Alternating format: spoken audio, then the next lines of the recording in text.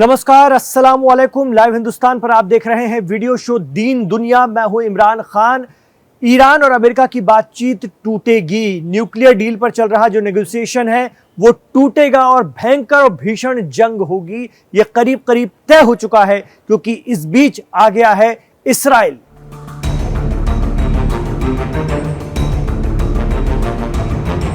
Iran ने भी अपने लोगों से कह दिया है कि जो लोग जो काम कर रहे हैं जंगी तैयारियों के हवाले से वो उसे उसी तरह करते रहें और ये मानकर चलें कि जैसे कोई नेगोशिएशन नहीं हो रहा हो। सैटेलाइट तस्वीरें बता रही हैं कि ईरान ने ऑफेंसिव पोस्चर ले रखा है। स्ट्रेट ऑफ होर्मुज पर मिसाइल तैनात हैं और उनके टारगेट भी सेट हैं। साथ ही खबर यह भी आ रही है कि ईरान ने समंदर में माइंस बिछाना शुरू कर दी हैं। एक्सपर्ट कहते हैं कि ईरान के अंदर भी ये धारणा बन गई है कि एक बार तो अमेरिकी सोल्जर्स को सबक सिखाना होगा, तब जाकर ट्रंप को पता चलेगा कि ईरान कम नहीं है किसी से। अगर ऐसा होता है तो ट्रंप आगे चलकर इलेक्शन हार जाएंगे, क्योंकि अगर नेगोशिएशन होगा तो ट्रंप को अमेरिका को बताने के लिए हो जाएगा कि हम तो बातचीत के पैरोकार हैं। लेकिन अगर टूटा तो ये ट्रंप के लिए बड़ी मुश्किल हो जाएगी। खबर है कि इस्राएल के पीएम बेंजामिन नेतन्याहू 11 फरवरी को अमेरिका जा रहे हैं। अगर अमेरिका पीएम नेतन्याहू के पॉइंट के हिसाब से चलता है तो जंग होकर रहेगी। लेकिन अगर अमेरिका सिर्फ न्यूक्लियर वाली डील करके निकल जाता है तो इस्राएल की पूरी कोशिश होगी कि वो उसे जंग में खींचे, क्योंकि इस्राएल अकेला तो ईरान से लड़ नहीं सकता, उसे अमेरिका की जरूरत होती है। कहा जा रहा है कि इस्राएल की तरफ से अमेरिका पर ईरान के मिसाइल प्रोग्राम को रोकने का दबाव बनाया जा रहा है। इस्राएली रक्षा अधिकारियों ने अमेरिकी अफसरों से कहा है कि ईरान का बैलिस्टिक मिसाइल प्रोग्राम उनके वजूद के लिए खतरा है। ऐसे में ईरान का मिसाइल प्रोग्राम हर हाल में रोका जाना चाहिए। कहा तो यह भी जा रहा है कि अगर अमेरिका की ओर से ईरान के खिलाफ कदम नहीं उठाए गए तो उनकी आर्मी यानी इस्राएल की आर्मी अकेले तेहरान पर हमले कर सकती है, क्योंकि इस्राएल जानता है कि वो जंग में उतरा तो अमेरिका को न चाहते हुए भी कूदना ही पड़ेगा। दरअसल कहा जाता है कि इस्राएल को सबसे ज्यादा डर ईरान के मिसाइल प्रोग्राम से लगता है, ईरान की मिसाइलों से लगता है। इसलिए ईरान के मिसाइल इंफ्रास्ट्रक्चर को खत्म करने पर इस्राएल के अफसरों ने ट्रंप प्रशासन से बात की है। इस्राएल के फौजी अफसरान ने अमेरिकी अफसरों से ईरान की मिसाइल मैन्युफैक्चरिंग साइट पर हमले करने पर जोर दिया है। इस्राएल की कोशिश है कि बातचीत में ईरान मिसाइल प्रोग्राम पर रोक से इनकार करे और अमेरिका उस पर हमला कर दे। इस्राएली अफसरों की ओर से अमेरिकी अधिकारियों को कहा गया है कि ईरान बैलिस्टिक मिसाइलों पर हमारी तय की गई रेड लाइन को पार करता है तो हम अकेले हमला करेंगे। इस्राएल लगातार ईरान के अंदर हो रहे डेवलपमेंट पर नजर रख रहा है और खतरे का स्तर बढ़ता हुआ लगेगा तो वो हमले से पीछे नहीं हटेगा। ये बात भी सामने आ रही है मीडिया रिपोर्ट्स के जरिए।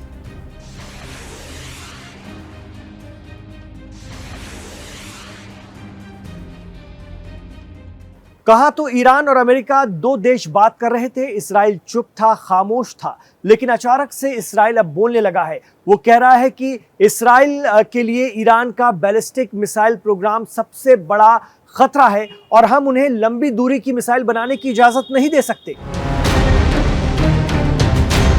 तो इस्राइल अपने लिए खतरा पैदा होने से पहले ही हमले कर देगा। लेकिन यह भी मुमकिन है कि ईरान खतरे को भांपकर पहले ही इस्राइल पर अटैक कर दे, वो भी इस्राइल और अमेरिका के हथियारों से। जी हां, ये हो सकता है। कहा जाता है कि जून 2025 में 12 दिनों की जंग में अमेरिका ईरान पर हिट एंड रन तो कर गया, लेकिन B-2 स्टील्थ बॉम्बर से जिन टॉमहॉक मिसाइलों और GBU-57 बमों का इस्तेमाल किया गया था उनमें कुछ फटे, लेकिन कुछ बिना विस्फोट किए ही रह गए। अब सोशल मीडिया पर चर्चा है कि ईरान इन बिना विस्फोट वाले अमेरिकी हथियारों की रिवर्स इंजीनियरिंग कर सकता है या फिर कर चुका है। अगर ऐसा है तो जंग की हालत में ईरान अमेरिकी और इस्राएली टेक्नोलॉजी से ही उन्हें चैलेंज देगा। सोचिए, अमेरिकी तकनीक से बने बम मिडिल ईस्ट में अमेरिकी ठिकानों पर ही गिरेंगे। ये ईरान की रिवर्स इंजीनियरिंग का कमाल है जो उसने बरसों पहले विकसित कर रखी है।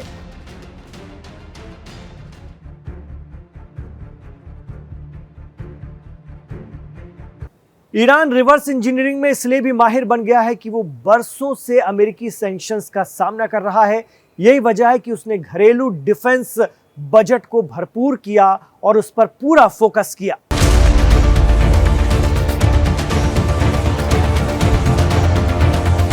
जब्त किए गए अमेरिकी ड्रोन जैसे RQ-170 और इस्राएली मिसाइलों को स्थानीय रूप से कॉपी करके वो अपनी सैन्य ताकत बढ़ाता रहा है। यही वजह है कि ईरान के साइंटिस्ट अक्सर इस्राएल और अमेरिका के निशाने पर रहते हैं।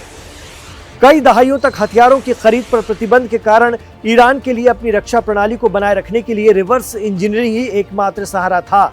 ईरान ने कई बार अमेरिकी ड्रोन RQ-170, RQ-4 और इस्राएली तकनीक को अपने क्षेत्र में गिराकर यह जब्त कर लिया, जिसका इस्तेमाल उसने उसकी कॉपी बनाने के लिए किया। कहा जाता है कि अपने दुश्मन देशों के हथियारों के पुर्जों का इस्तेमाल करके ईरान ने शहीद 136 जैसे ड्रोन बनाए हैं।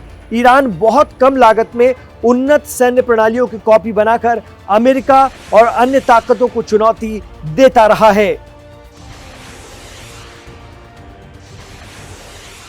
तो 12 रोजा जंग के 7 माह बाद एक बार फिर इस्राएल पर खतरा मंडरा रहा है।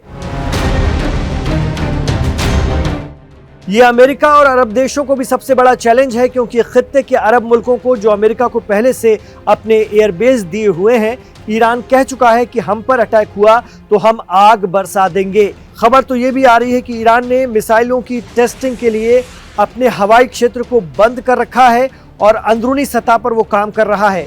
अल जजीरा चैनल को दिए गए इंटरव्यू में ईरानी फॉरेन मिनिस्टर अब्बास अराक्ची ने साफ कह दिया है कि अगर अमेरिका ने हमारे खिलाफ हमला किया तो हम इस इलाके में अमेरिकी ठिकानों को निशाना बनाएंगे।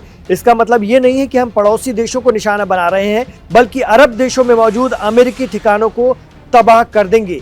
ये हमारा ऐलानिया और खुला चैलेंज है।